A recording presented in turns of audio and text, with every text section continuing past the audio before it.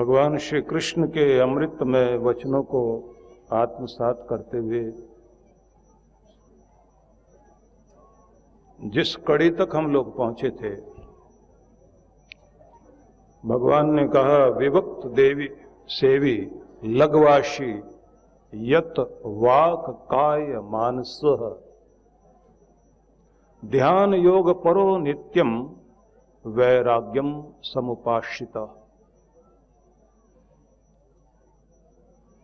भगवान जब विविक्त सेवी शब्द का प्रयोग करते हैं तो उसका अर्थ है एकांत स्थान में रहते हुए, अपने मौन को साधते हुए, अपने प्रभु की मार्ग में अग्रसर हों। प्रत्येक व्यक्ति को अपनी साधना को और आगे बढ़ाने के लिए, अपने भजन को, अपने जप को, अपने पूजन को, तो नियम बनाएं कि आप एकांत में शांत स्थान में बैठकर अपने मौन को साधते हुए निर्विचार अवस्था में पहुंचे और उस स्थिति में रहते हुए अपने अंतर में गूंजते हुए उस नाद को सुने जिसे अनाहत ध्वनि कहा जाता है, जिसे अनहद नाद कहा जाता है। यह वह ध्वनि है जिसे आदि ध्वनि कहा जाता है। सृष्टि के शुभारंभ के समय में जो पहली ध्वनि प्रकट हुई, वह ध्वनि ही ओंकार है, जिसे हम लोग ऐसे कहते हैं, ओंकार बिंदु संयुक्तम नित्यम ध्यायन्त योगिनः कामदम मोक्षदम चैव ओंकाराय नमो नमः। योगी लोग जिसका निरंतर ध्यान करते हैं, वह ध्वनि जो कामनाओं की पूर्ति में सहयोगी है, मोक्षदम चैव, और मोक्ष की प्राप्ति कराती है। मुक्त हो जाए, मुक्ति भी मिले, भुक्ति भी मिले, संसार के भोग ऐश्वर्यों में भी सफल हो जाएं आप और इस दुनिया से मुक्त भी हो जाएं। तो उस आदि ध्वनि को, अनाहत नाद को अंतर में सुनना चाहिए। यह अवसर हर दिन प्रभात में हमें प्राप्त करना चाहिए और उसके लिए उषर बुद्ध बनना जरूरी है। उषा वेला में जागें। आप इस तरह भी समझिए कि 4 बजने से 22 मिनट पहले सूर्य का प्रभाव धरती पर आना शुरू होता है। 8 मिनट 18 सेकंड वहां से यहां आने में किरणों के लगता है और ब्रह्म वेला का समय शुरू होता है। देव शक्तियां उस समय अद्भुत रूप से पूरे ब्रह्मांड से जीव मात्र के कल्याण के लिए चारों तरफ विचरण करती हैं। उस समय में यदि कोई व्यक्ति जागता है और अपने मस्तिष्क को शांत करके बैठता है, तो उस समय उसके ब्रह्मरंध्र पर एक अद्भुत प्रभाव आता है। आज्ञा चक्र पर और ब्रह्मरंध्र पर बहुत अच्छा प्रभाव आता है। हर व्यक्ति को प्रभात का आनंद लेने के लिए प्रयास करना चाहिए और कोशिश होनी चाहिए कि हम अपना सूरज अपने अंदर उगाएं। सूरज उगे और हम जगें, ऐसा नहीं। हमारे अंदर एक प्रभात का उदय होना चाहिए और दुनिया के सफलतम व्यक्तियों में यही एक विशेषता आपको मिलेगी। कि वो प्रभात का स्वागत और वंदन करना जानते हैं। और सबसे अधिक महत्वपूर्ण है कि ब्रह्म वेला का लाभ लिया जाए। महर्षि मनु ने इस पर एक बड़ा सुंदर संदेश दिया। ब्राह्मे मूर्ते बुद्धेत धर्मार्थो चानो चिंतेत। ब्रह्म वेला में जागरण करने वाले बनिए, धर्म का, अर्थ का चिंतन करें। मतलब धन भी बढ़े, धर्म भी बढ़े, जीवन के उपयोगी साधनों को भी आप जीवन में प्राप्त करें, लेकिन धर्मपूर्ण जीवन जीने के लिए प्रभात में चिंतन करना चाहिए। काय क्लेशाश्च तन्मूलान। शरीर में रोग क्यों, उसके मूल में जाओ। और परिवार में भी अगर कोई क्लेश है तो क्यों है, तो अपने अंदर खोजो कि गलती कहां हो रही है। वेद तत्वार्थ में च। प्रभात में जहां आप प्रभु का स्तवन करें तो वहीं कहा जो वेदादि पवित्र ग्रंथ हैं उनका स्वाध्याय भी सुबह करना चाहिए।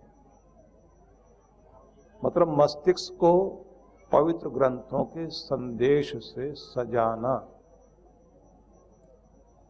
और अपनी उन बाधाओं को हटाने के लिए मूल में जाने की कोशिश करना, जिनके कारण आपकी जिंदगी दूभर बनती है।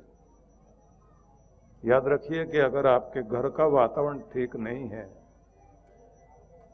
तो आपकी साधना भी सफल नहीं हो पाएगी। घर का वातावरण बनाए रखने की जिम्मेदारी हर किसी की है। हम लोग एक प्रार्थना किया करते हैं ना, जिसमें यह कहा जाता है कि प्रभु मुझे मेरे भीतर की शीतलता को सुरक्षित रखना सिखाओ। तब भी जब दूसरे उद्विग्नता की सीमाएं लांघ रहे हों और शांति भंग करने में लगे हुए हों, तब भी मैं अपने भीतर की शीतलता को सुरक्षित रख सकूं और मुझे मेरे दायित्वों का निर्वहन करना सिखाओ। मैं तब भी डटा रहूं अपनी जिम्मेदारियां, अपना दायित्व निभाने में, जब दूसरे दायित्व छोड़कर भाग रहे हो। ये बड़ा महत्वपूर्ण है। कोई दायित्व छोड़कर, जिम्मेदारी छोड़कर भाग जाए और मैं ही क्यों, मैं क्यों करूं, आप तब भी अपना दायित्व निभाएं। जब दूसरे शांति खो रहे हो, आप अपने अंदर की शांति को संभाले रखें। जब मुस्कुराना भी बोझिल हो जाए तब भी मेरी मुस्कुराहट में कमी ना आए, और जब जिम्मेदारियों का बोझ बहुत अधिक हो तब भी मैं तुझसे प्रार्थना ये ना करूं कि जिम्मेदारी हटा, तब भी मैं यही मांगूं कि मेरे कंधे मजबूत कर हर जिम्मेदारी को मुस्कुराहट के साथ उठा सकूं।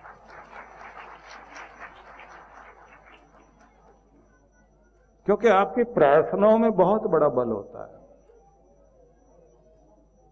और आप जैसे लोगों के साथ जुड़ जाते हैं आपकी जिंदगी में वही सब बहने लग जाता है, वही कुछ हो जाता है। जो जीवंतता भरे हैं आपके अंदर, उनका सानिध्य मिले। इसलिए कहते हैं ना, सदगुरु की शरण आवश्यक है। क्योंकि दुनिया का हर फूल सूर्य की ओर मुख किए हुए है। सारे पत्ते जहां से सूरज की किरणें आती है उधर की तरफ है, जो जीवनी शक्ति वहां से मिल रही है। जहां से उनको प्रेरणा मिलती है, वो ऊपर की तरफ, आसमान की तरफ, सब पत्तों का रुख ऐसे ही है कि तुम भी अपने प्रेरक के साथ अपना मुख किए रखो।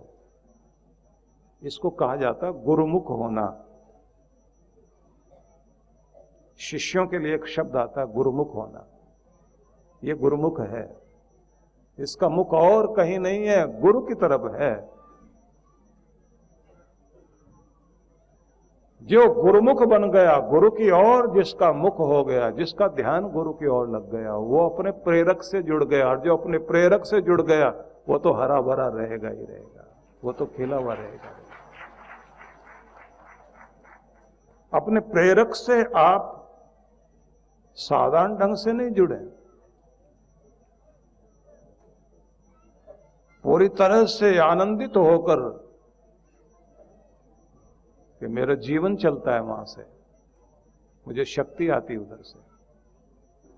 बुद्ध के शिष्यों में एक शिष्य था सारिपुत्र। सारिपुत्र जब उनकी शरण में गया था तो 500 लोगों को साथ लेकर गया था, क्योंकि वो भी बड़ा ज्ञानी था। और जब उनके पास गया तो उसने कहा बहुत सारे प्रश्न हैं मेरे। बुद्ध ने कहा तो फिर एक काम करना, 1 साल तक कुछ पूछना नहीं, बस यहां रहना, उसके बाद पूछना। 1 साल बाद उन्होंने कहा अब तू प्रश्न कर सकता है। बोले महाराज सब सवाल गए, अब कुछ पूछने की बात नहीं रह गई, उत्तर आ गया अंदर। और थोड़े दिनों के बाद तो उसके अंदर से गुरु की सुगंध आने लग गई। वैसे ही विचार, वैसे हाव भाव, वैसा अंतःकरण जो गुरु के अंदर जैसा हृदय धड़क रहा वैसा हो गया। गुरु ने कहा अब जाओ। कहां? सदगुरु कहते हैं जाओ वहां जहां प्यासे बैठे हुए हैं, उनको कुछ बांट कर आओ, उन्हें खबर करो कि जिस प्यास से जले हुए हो वो कुआं कहीं और नहीं है, तुम्हारे अंदर ही है। परिचय कराओ उनको कि उनको उनके अंदर से ही वो तृप्ति मिलने लग जाए। अब सारिपुत्र गया और लोगों के बीच जाकर जब वो बोलता था तो लोग गदगद होकर जब ताली बजाते थे, आनंदित होते थे। वो कहता था मैं साज हूं, आवाज गुरु की है, उपकरण मैं हूं, लेकिन बोल मेरे अंदर गुरु रहा है। अगर कोई सुगंध तुम्हें प्रभावित कर रही है तो ये सुगंध मेरे गुरु की है। अगर तुम्हें कुछ मिल रहा है और तुम तृप्त हो रहे हो तो बांटने वाला मेरा सदगुरु है। कि तुम किस्मत वाले हो कि उस युग में हो जब मेरा सदगुरु इस धरती पर है।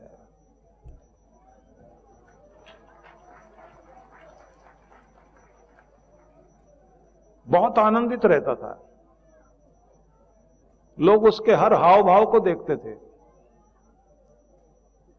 सुबह सुबह लोगों ने उसको देखा कि वो हर दिन अलग अलग दिशा में प्रणाम करता है। किसी दिन पूर्व में प्रणाम करे, किसी दिन पश्चिम में प्रणाम करे, किसी दिन दक्षिण में प्रणाम करे, किसी दिन उत्तर में। लोग पूछे किसको प्रणाम कर रहे हो, कोई दिखाई तो दे नहीं रहा। तब वो कहते थे मैं जिन्हें प्रणाम कर रहा हूं ना वो वही है जो मेरे अंदर बोलता है, मेरी वाणी में बोलता है, मेरा सदगुरु। मैं वहां प्रणाम कर रहा हूं। बोले दिखाई तो दे नहीं रहे। बोले जिधर मेरे गुरु जाते हैं, जिस प्रोग्राम के लिए, जहां संदेश देने के लिए जाते हैं, मुझे पक्का पता आज पूर्व दिशा में गए हैं, मैं उसी दिशा में प्रणाम कर लेता हूं। हवाओं को कहता हूं कि जाओ मेरे सदगुरु के चरण छू करके आओ। मैं इन किरणों को कहता हूं एक बार मेरे सदगुरु के चरण छूना, फिर मेरे माथे को छू लेना। इसलिए अलग अलग दिशाओं में जिधर भी वो होते हैं उधर प्रणाम करता हूं, क्योंकि सदगुरु का आदेश है कि जहां तू है वहीं से काम कर।